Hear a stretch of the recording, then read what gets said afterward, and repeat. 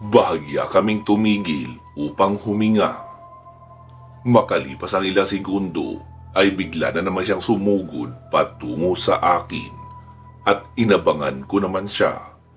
Bara-bara na naman siya kung sumugod at tila ba hindi nag-iisip.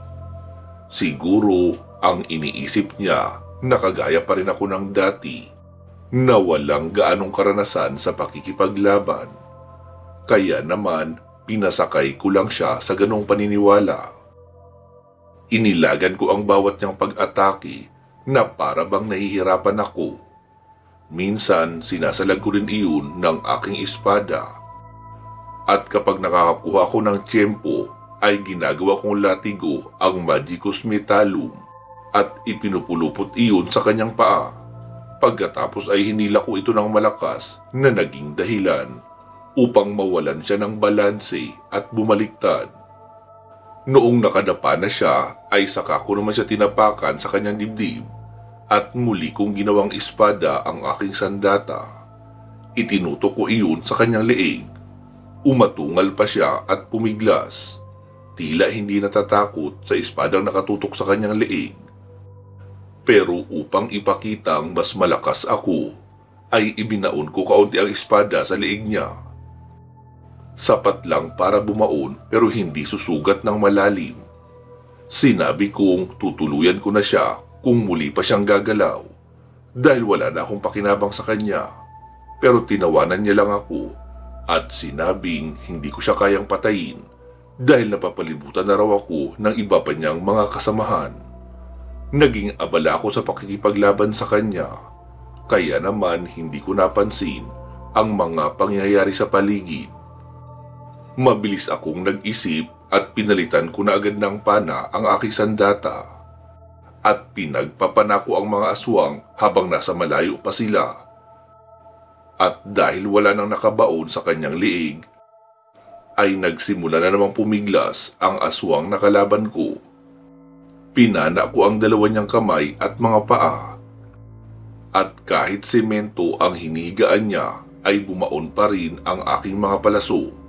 Hindi na siya nakagalaw pa. Habang abala ako sa pagpara sa mga aswang na papalapit sa akin, ay bigla akong nakaramdam ng panganib. At makalipas ng ilang segundo, ay naramdaman kong may isang bagay na papalipad patungo sa aking ulo. At nang malapit na akong tamaan, ay sinalo ko ito gamit ang kamay.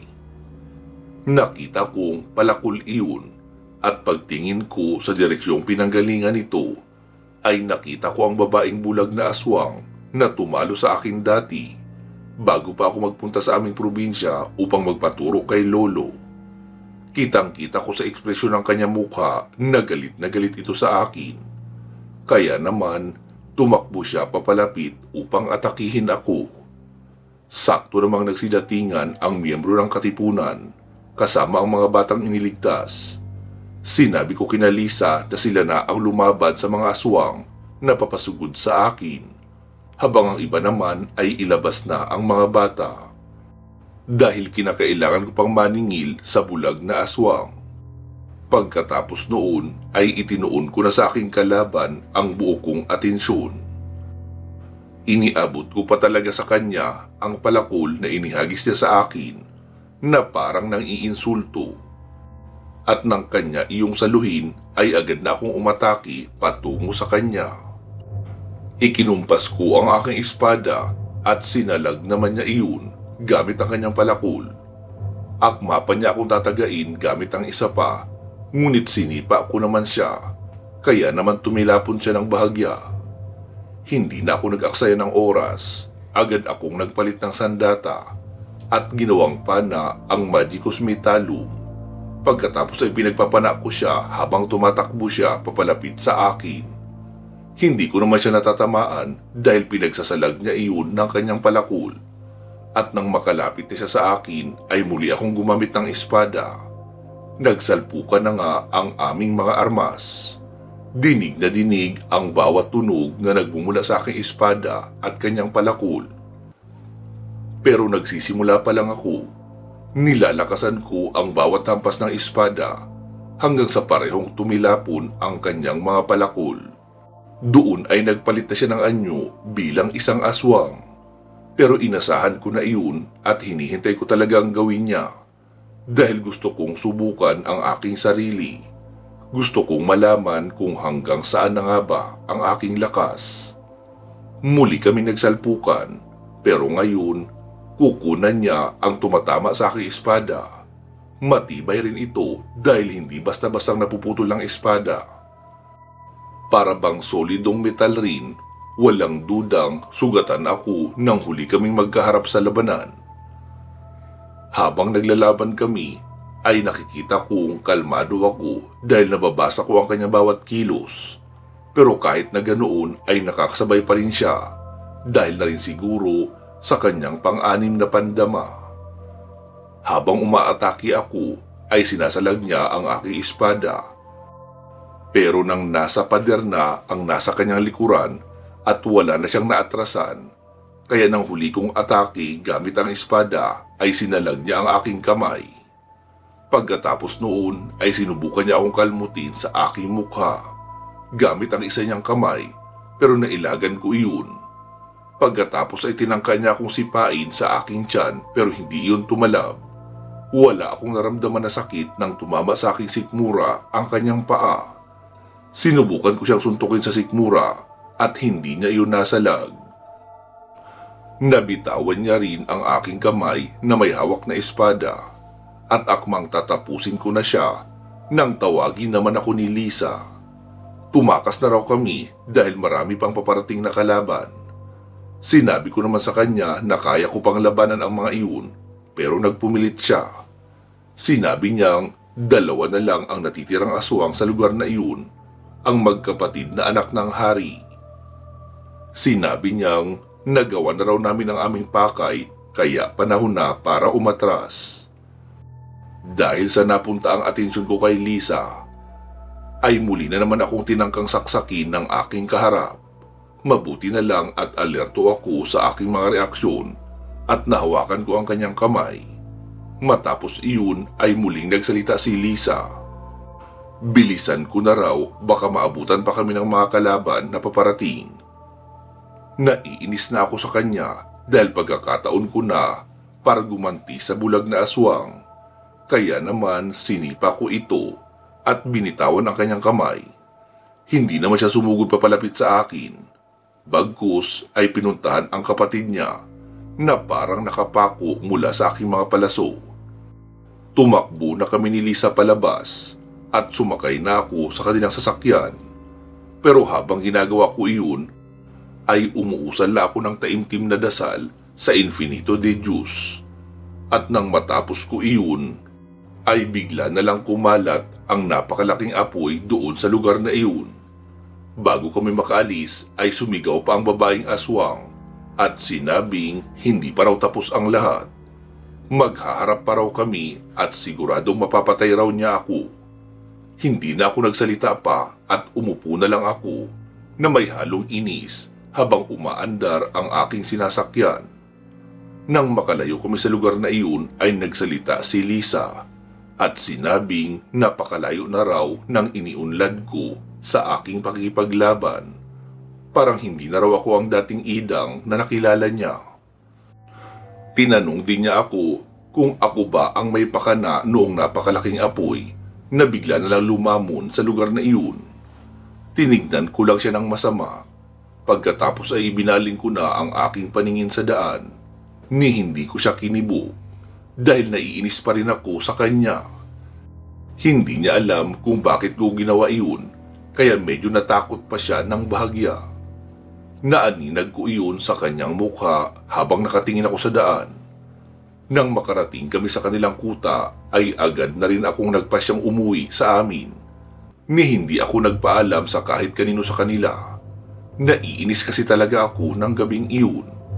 Abot kamay ko na ang paghihiganti pero napurnada pa dahil sa pagpupumilit ni Lisa. Paalis na ako nang bigla ako lapitan ng isang batang babae. Nagpasalamat siya sa akin dahil iniligtas ko raw siya mula sa mga masasamang tao. Nakita rin daw niya akong nakipaglaban kanina sa mga aswang at napakagaling ko raw.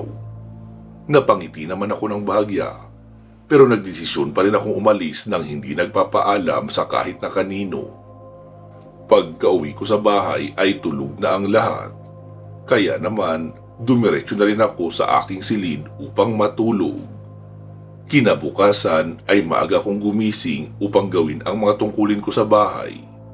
Epekto na rin siguro iyon ng aking pagsasanay at infinito de Diyos, na kahit kaunting oras lang ang aking tulog ay masigla pa rin ang aking pangangatawan at hindi ako madalas antukin. Nang matapos na ako sa aking mga gawain ay kinumusta ni nanay ang operasyon namin kagabi. Ikinuwento ko sa kanya ang nangyari, na natalo ko ang dalawang magkapatid na aswang, ngunit bigo akong mapatay sila dahil sa pagmamadali ng grupong katipunan. Sinabi ko rin kay nanay na nag-iisip ako ngayon kung itutuloy ko pa ba ang pakikipagtulungan ko sa kanila, dahil sa tingin ko ay sila lang ang humihila sa akin pababa. Tinanong ako ni nanay kung ano raw ba ang layunin ko sa aking ginagawa, kung iyon ba ay paghihiganti o pagtulong. Napaisip muna ako bago sumagot. Gusto kong maghiganti, pero gusto ko ring tumulong, lalo na sa mga batang bigla na lang tinatangay ng mga aswang upang gawing pagkukunan nila ng pagkain. Sinabi ko kay nanay na ang layunin ko ay pagtulong, at tinanong niya kung nagawa ko ba iyon kagabi.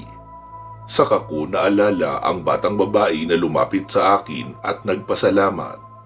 Sa totoo lang ay alam kong marami akong nailigtas na mga bata kagabi, pero nabubulagan lang ako dahil sa galit at inis. Sinabi ko sa kanya na nakamit naman namin iyon, pero mas mabuti sana kung wala na ang dalawang magkapatid na aswang upang hindi na sila lalo pang makapaminsala, lalo na't ako lang ang makakapigil sa kanilang dalawa. Sinabi ni nanay na may iba pang pagkakataon upang gawin ko iyon. Siguro ay may dahilan daw kung bakit ako pinigilan ni Lisa kagabi. Ang mas mabuti raw ay kausapin ko siya at hingin ang kanyang paliwanag. Sinabi ko naman na wala pa akong balak na kausapin ni isa sa kanila sa katipunan. Ang gusto ko muna ay magpalamig ng ulo. Pagkatapos ay tinanong niya kung ano ang plano ko ngayon. Sinabi ko na hanggat hindi lumalamig ang ulo ko, ay magtatrabaho muna ako mag-isa. Hindi muna ako makikipag-ugnayan sa kanilang grupo hanggat hindi nila ako kinakausap. Sila ang may atraso sa akin, kaya sila dapat ang gumawa ng paraan upang kausapin ako at magpaliwanag. Pagkatapos kong magsalita, ay saktong nakahapag na ang aming agahan, kaya naman kumain na ako. Habang kumakain ay may kumatok naman sa pintuan ng aming bahay. Nagtuloy-tuloy lang ako sa pagkain at si nanay na ang nagbukas ng pinto. Nakatingin ako nang buksan niya iyon at nakita kong si Lisa pala ang kumakatok kanina. Kilala naman siya ni nanay kaya pinapasok siya nito at inaya pang kumain kasabay namin. Hindi naman siya tumanggi, kaya naman ipinaghanda na rin siya ni nanay ng agahan at tumabi pa siya sa akin. Umupo lang siya at tahimik na kumain. Mukhang ayaw niya akong gambalain sa aking pagkain. Nang matapos kasi ako, ay tinapos na rin niya agad ang kanyang pagkain bago siya nagsalita. Tinanong niya kung bakit bigla na lang daw akong nawala kagabi. Hindi raw nila alam na nakaalis na ako. Hindi naman ako nagsalita at tinignan ko lang siya. Tinanong niya kung ano ang problema ko. Kagabi pa raw ako ganoon. Ni ayaw ko makipag-usap. Paano raw namin iyon masusolusyonan kung hindi ko siya kakausapin? Sinabi ko sa kanya na abot kamay ko na kagabi ang pagkitil sa buhay ng bulag na aswang. Pero pinigilan niya ako at dahil doon nakawala pa ang mga aswang na iyon at ngayon ay buhay pa sila at makakapaghasik pa ng lagim. Doon ay nagpaliwanag si Lisa at sinabi sa akin na may mga kasamahan raw sila na nagmamanman sa paligid ng lungsod. May nakakita raw ng mga mandirigmang aswang sakay ng isang truck kasama ang mismong haring aswang. Sigurado raw na iyon ang susundo sa mga bata. Kaya naman inalerto nila kami agad. Kung maaabutan raw nila kami doon ay maaari pang mapahamak ang ilang miyembro ng katipunan, pati na ang mga batang ililigtas namin. Kung ako raw ay kaya kong ipagtanggol ang aking sarili laban sa kanila, paano na lang daw ang mga bata na silang mga prioridad namin? Kaya kami sumugod sa lugar na iyon. Sinabi ko naman sa kanya na iniwan na lang sana nila ako at hindi na ako inabala pa. Gayong nakatakas sana sila at napatay ko naman ang magkapatid na aswang. Sumagot naman siya at sinabing hindi raw gawain ng katipunan na iwanan ang kanilang mga miyembro o kakampi sa laban. Kung sino raw ang kasama nilang umalis patungo sa misyon, sila rin daw ang kasama nilang babalik, buhay man ito o patay. Dahil sa sinabi niya ay lumambot rin ang aking puso. Alam ko naman na tama siya at mali ako noong una pa lang. Sadyang matigas lang talaga ang aking ulo at gusto ko lang ipilit ang sa akin. Nagsalita naman ako noon pero hindi ko inamin ang aking kamalian. Tinanong ko lang siya kung kumusta na ang mga batang nailigtas namin. Sumagot naman siya at sinabing na ibalik na raw ang mga bata sa kanilang mga magulang. Kasama raw siya sa mga naghatid sa kanila. At kitang-kita raw niya na walang mapaglagyan ang tuwa sa mukha ng mga magulang ng bawat batang inihatid nila. Pero hindi pa raw iyon sapat dahil marami pa rin ang mga nawawalang mga bata. At malamang naroon na sila sa human farm ng mga aswang. Iyon raw ang sunod nilang gustong salakayin, pero kailangan raw ng mas malaking puwersa. Dahil gaya nga ng kanyang sinabi, hindi raw normal na mga aswang ang nagbabantay roon. Mga mandirigmang aswang sila at parang mga sundalo kung ihahalin tulad sa mga tao. Tinanong ko kung kailan nila gagawin ang pagsalakay doon, pero sinabi niyang hindi raw siya sigurado kung kailan. Kinakailangan pa raw nilang mangalap ng mga impormasyon at karagdagang tao. Habang ginagawa raw iyon ng iba nilang kagrupo, ay hindi raw sila titigil ni na Supremo sa pag-iikot sa buong Maynila upang tumugis ng mga aswang na patuloy na nambibiktima ng mga tao. Sinabi rin niya na babalitaan rin daw niya ako kung kailan sila sasalakay. Pagkatapos ay tinanong niya ako kung ano ang plano ko habang naghihintay. Sinabi ko naman na habang wala pa silang misyon ay magsusulo na muna akong muli. Sinabi kong hahanapin ko ang magkapatid na aswang upang hindi na sila makasagabal pa sa aming plano kapag sasalakay na namin ang lugar kung nasaan ang karamihan ng mga bata. Pagkatapos ay kinumusta niya ang aking naging pagsasanay. Hindi ko kasi naikwento sa kanya ang tungkol doon. Tinanong din niya kung paano ko nagagawang pana at latigo ang aking espada at kung paano ako nakagawa ng apoy kagabi noong papaalis na kami. Sinabi ko sa kanya ang lahat ng tungkol sa lolo ko. Na marami pala iyong kaalaman tungkol sa aking mga sandata. Hindi lang ang Magicus Metallum, pati na rin ang aking medalyon na Infinito de Dios. Sinabi kong itinuro ni Lolo sa akin kung paano gamitin ng tama ang mga ito, kung paano palabasin ang ibang mga sandata, at kung paano nakapagpalabas ako ng apoy sa aking medalyon. Sinabi ko rin sa kanya na may nakatago pa akong alas, at hindi ko muna iyon ibubunyag hanggat hindi ko pa nagagamit. Sinabi ko rin na hindi sapat ang mga iyon.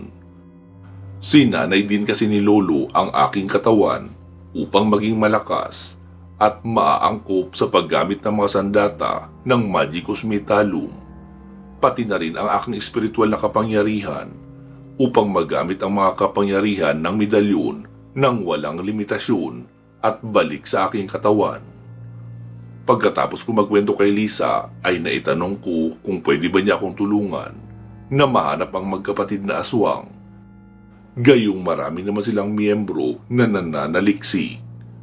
Sinabi niya sa akin na kaya nilang kumalap ng impormasyon tungkol sa mga aswang at sa mga ginagawa nilang kasamaan.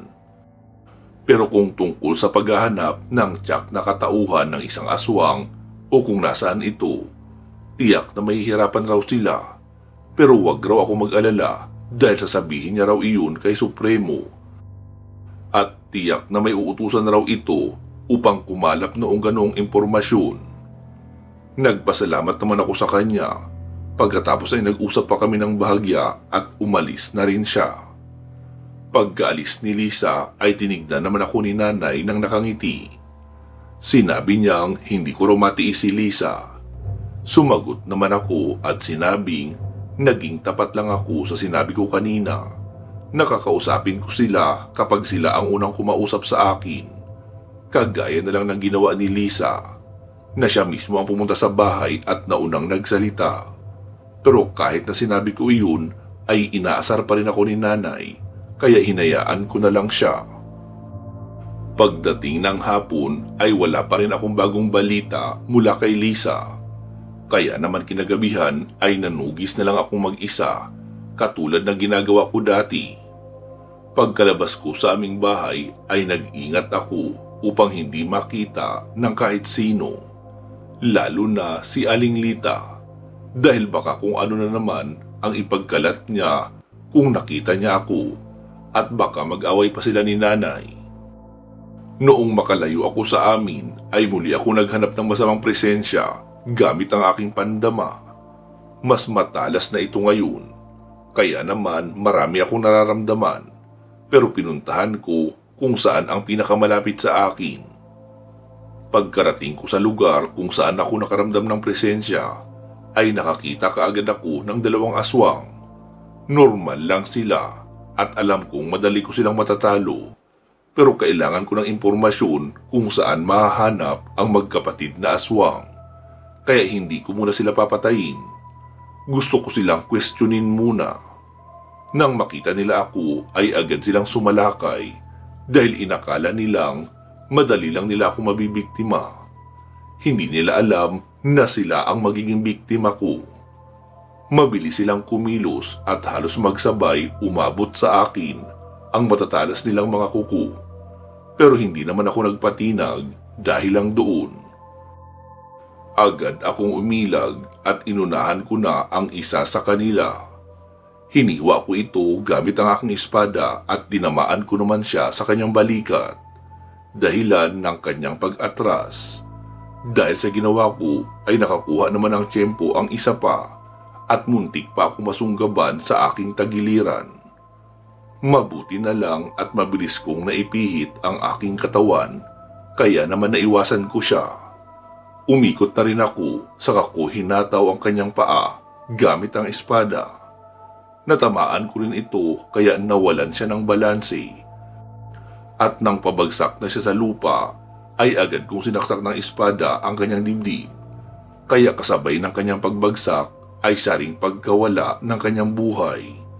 Biglang nanlisik ang mga mata ng isa pang aswang at parang lalo siyang naging mabangis nang makitang wala ng buhay ang kanyang kasama. Tumalon siya upang makalapit sa akin upang atakihin ako ng walang humpay. Ngunit hindi niya pinag-iisipan ang kanyang bawat pag-atake. Pinilit kong maging kalmado dahil kahit na madali ko lang siyang mapapatay ay kailangan ko pa rin siya ng buhay upang mapakanta. Kailangan ko kasi talagang mahanap ang magkapatid na aswang upang hindi na sila maging hadlang pa sa amin.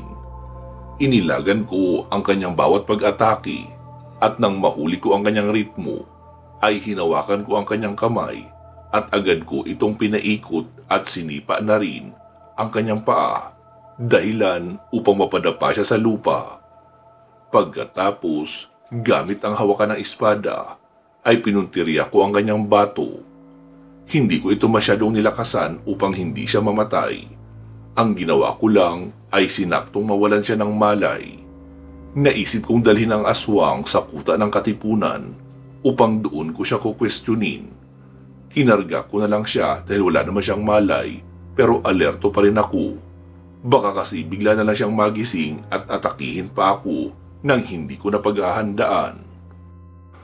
Pagkarating ko doon ay narinig ko si Supremo. Kaya naman napalingon ako sa aking likuran at nakita ko siya. Tinanong niya kung ano ang dala ko at sinabi kong aswang iyon na bala kong kwestiyonin tungkol sa magkapatid na aswang. Sinabi ni Supremo na eksperto raw siya sa pagpapakanta ng mga aswang, kaya siguradong matutulungan niya raw ako. Hiningi niya sa akin ang aswang at ipinasa ko naman ito sa kanya. Pagkatapos ay pumasok na kami sa loob. Iniupo niya muna ang aswang at tinalian ito. Hinintay muna naming magising ang aswang bago simulan ang pagpapahirap. Sinabi sa akin ni Supremo na nalaman raw niya kay Lisa ang gusto kong mangyari. Kaya naman mayroon na raw siyang inutusan upang subukang hanapin ang magkapatid. Pero hindi raw niya inaasahang makakaisip rin ako ng paraan para mas mapadali iyon.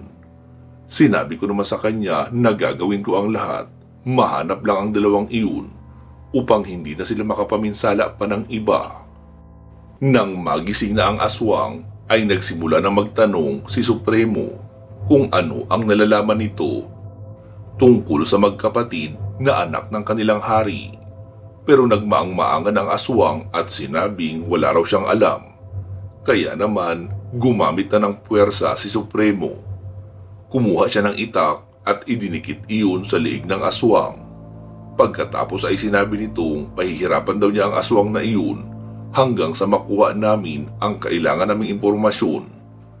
Hindi naman nagustuhan ng aswang ang sinabi ni Supremo, kaya nagwala ito at nagpumiglas.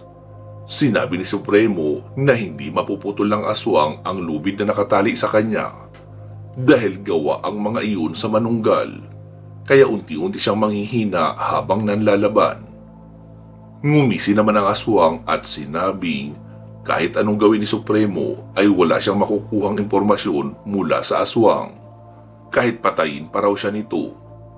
Matapat raw siya sa hari at hindi siya mag-aalinlangang ibuwis ang sarili niyang buhay para dito. Sinabi naman ni Supremo na susubukan raw niya ang katapatan ng aswang sa amo nito. Kaya naman sisimulan niya na ang pagpapahirap. Pinutol ni Supremo ang isang daliri ng aswang gamit ang itak at napasigaw ito ng malakas. Nanginginig ang kanyang katawan pero pilit pa rin niyang ipinapakita na matigas siya. Inapakan ni Supremo ang kanyang sugatang kamay at dahan-dahan niyang pinihit ang braso nito hanggang sa marinig ko ang mga buto na nabali. Muling napasigaw ang aswang. Mas matindi ito kaysa sa kanina. At doon na siya muling tinanong ni Supremo kung sino at nasaan ang magkapatid na aswang. Habang nangyayari iyon ay dumating na si Lisa at iba pa niyang mga kasamahan. Tinanong ako ni Lisa kung ano ang ginagawa ko sa kanilang pugad at ano ang nangyayari. Sinabi ko naman sa kanya na may dinakip akong aswang at dinala rito para kwestiyonin. At ngayon nga ay pinapahirapan na siya ni Supremo upang magsalita. Ngunit nagmamatigas pa rin siyang magsalita. Habang patuloy na nagsisigaw ang aswang, ay tinignan ni Supremo si Lisa at inutusan siyang magpakulo ng tubig. Saglit siyang natigilan at napatingin sa akin at kay Supremo na para bang nagdadalawang isip kung tama ba ang pinagagawa nito sa kanya. Pero nung makita niyang seryoso ito at walang bahid ng biro ang kanyang mga mata, ay tumango na lang si Lisa at mabilis na nagtungo sa kusina upang magpakulo ng tubig. Habang hinihintay na kumulo ang tubig ay hindi tumigil si Supremo sa pagpapahirap. Sinuntok niya ang aswang sa sikmura, kaya't napapayuko ito at hindi makahinga ng ilang sandali. Pagkatapos ay hinila niya ang buhok nito upang ituwid ang ulo at muling idinikit ang talim ng itak sa kanyang pisngi.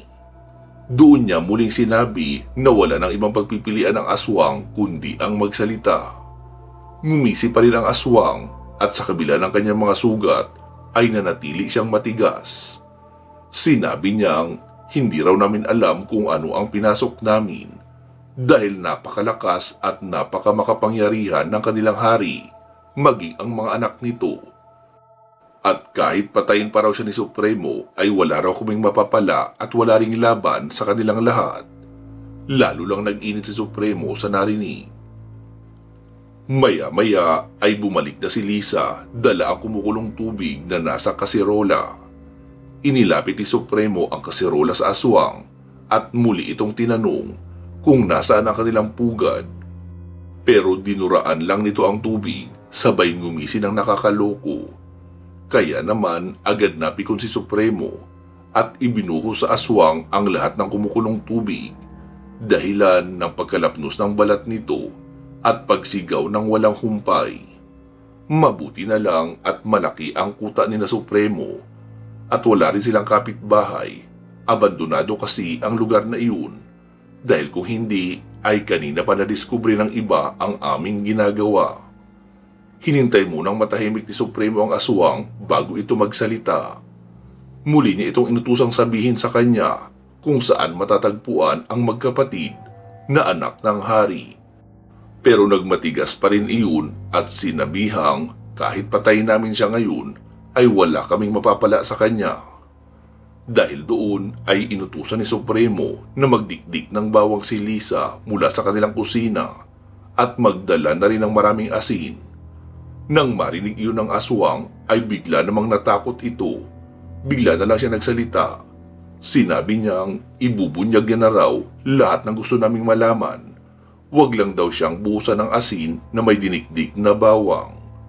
Natuwa naman si Supremo sa isinagot nito, kaya pinigilan niya na si Lisa sa kanyang ipinag-uutos. Nagsimula nang magtanong si Supremo at tinanong niya kung ano ang katauhan ng kanilang hari, pati na ng mga anak nito. Nanginginig pa ang aswang habang nagsasalita at halatang takot na takot sa mga impormasyong sasabihin niya. Sinabi niya na ang kanilang hari daw ay isang kilala at mayamang negosyante na si Ginoong Fernando Quinto. Lahat ng mga miyembro ng katipunan na naroon sa lugar na iyon ay nagulat sa ibinunyag ng aswang. Si Ginoong Fernando kasi ay kilalang mabuting tao at tumutulong sa mga mahihirap. Kinakalaban pa nga niya ang mga politikong nagpapahirap ng buhay ng mga tao, kaya hindi kapanipaniwala ang balitang iyon. Nagalit si Supremo at nagpakuha ng asin. Sinabihan pa niya ang aswang na huwag kaming lokohin nito dahil kilala niya si Ginoong Quinto na isang mabuting tao. Pero nagpumilit ang aswang at sinabing nagsasabi siya ng totoo. Ibinunyag rin ito ang mga kahihiyang ginawa ni Ginoong Fernando upang maging isang mayamang negosyante. Tinatakot raw niya ang ibang mga negosyante upang ibenta sa kanya ng mas mura ang kanilang mga negosyo. At kapag nagkapirmahan na raw, ay inililigpit na niya ang mga iyon at ipinapakain sa kanyang mga tauhan. Pero kapag may nagustuhan raw siya sa mga iyon, ay kanya namang ipinapayanggaw upang maging kanilang kalahi. Sa maniwala man daw kami o hindi, si Ginoong Fernando raw ang kanilang hari at hindi siya mabuting tao. Siya ang pinakamasama sa lahat ng mga aswang. Kung totoo nga ang sinabi niya, ang anak ni Ginoong Fernando na si Sandro, ang aswang na ilang beses ko nang nakalaban. Pero sino naman ang babaeng bulag? Ang alam ko kasi ay si Sandro lang ang anak ni Ginoong Fernando. Dahil medyo naguluhan ako at tila ba hindi angkop ang kwento ng aswang, ay tinanong ko ito kung sino yung babaeng bulag. Sumagot naman siya at sinabing Sandra raw ang pangalan ng babaeng iyon. Kakambal raw iyon ni Sandro. At itinago raw siya sa publiko dahil sa pagiging bulag. Ipinatapon daw si Sandra sa Sierra Madre noong bata pa dahil ang akala ni Ginoong Fernando na hindi siya mapapakinabangan. Pero nagkamali raw ito. Doon raw ay walang ibang ginawa si Sandra kundi mag-ensayo at naging pinakamalakas. Nahigitan pa raw nito ang kakambal na si Sandro. Kaya naman ibinalik siya sa Maynila upang tumulong sa kanilang mga layunin. Ngayong alam na namin ang katauhan ng magkapatid, kailangan naman naming malaman kung saan sila matatagpuan. Kaya agad akong nagtanong sa aswang na iyon kung saan. Sinabi naman ni Supremo na natural daw ay naroon lang sila sa mansyon ni Ginoong Fernando dahil anak niya ang mga ito. Pero sinabi ng aswang na hindi raw sila doon matatagpuan.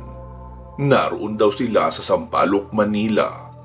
Meron daw silang bodega roon at dahil pareho silang sugatan ay ginagamot sila ngayon ng babaylan. At panigurado raw na ngayon ay nagawan na rin sila ng makapangyarihang bertud upang mas lalo pang lumakas. Medyo hindi ako pamilyar sa sinasabi niyang bertud kaya nagtanong ako tungkol doon. Sumagot ang aswang at sinabing may kasama silang isang matandang babaylan at magaling raw ito sa paggamit ng itim na mahika. Siya raw ang gumagawa ng mga bertud upang maging mas makapangyarihan si Ginoong Fernando. Noong araw raw kasi ay may nakalaban itong magaling na antingero na may kakaibang sandata. Sinwerte lang daw ito kaya nakaligtas. Pero ng araw ding iyon ay ginawan siya ng bertud ng kanilang babaylan. Pero hindi raw iyon basta-bastang nagagawa dahil maraming kinakailangang sangkap. At kahit siya ay hindi rin iyon alam. At dahil raw sa bertud ay napatay ni Ginoong Fernando ang antingerong iyon. At wala nang nakakapigil sa kanya hanggang ngayon. Pero dahil raw sa pagkatalo ni Sandro noong nakaraang buwan, ay muling nagpagawa ng bertud si Ginoong Fernando at sigurado raw nagawa na iyon sa ngayon, kaya wala na raw makakatalo sa kanila. Sumagot naman ako at sinabing nilampaso ko nga silang magkapatid kagabi, kaya hindi ako natatakot sa bertud na iyon. Sumagot namang muli ang aswang at sinabing buwan raw ang bibilangin bago magawa ang bertud at kagabi raw ay walang suot na bertud ang magkapatid kaya maghanda raw kami dahil uubusin raw kami ng kanyang mga kalahi. Sinabi ko naman sa kanya na mangarap siya ng gising. Pagkatapos noon ay umalis na ako. Sinabihan ko sina Lisa at Supremo na balitaan na lang nila ako kapag may plano na sila dahil gusto kong ibalita sa aking nanay ang tunay na dahilan kung bakit napatay ang aking tatay, pati na rin ang lahat ng mga nalaman ko sa gabing iyon. Sinabi naman ni Supremo na makakaasa raw ako na gagawa sila agad ng plano kapag nalaman na nila ang eksaktong lokasyon ng bodegang iyon. Sa ngayon daw ay mag-uutos na siya ng mga mananaliksik. Habang patuloy pang pinipiga ang aswang na iyon, hinatid naman ako ni Lisa hanggang sa labas. At matapos kami makapagpaalamanan sa isa't isa, ay umalis na ako. Pansamantala po muna natin puputulin dito itong ating kwento. Magsama-sama po tayong muli sa part 9. Mag-iingat po kayo palagi at hanggang sa muli.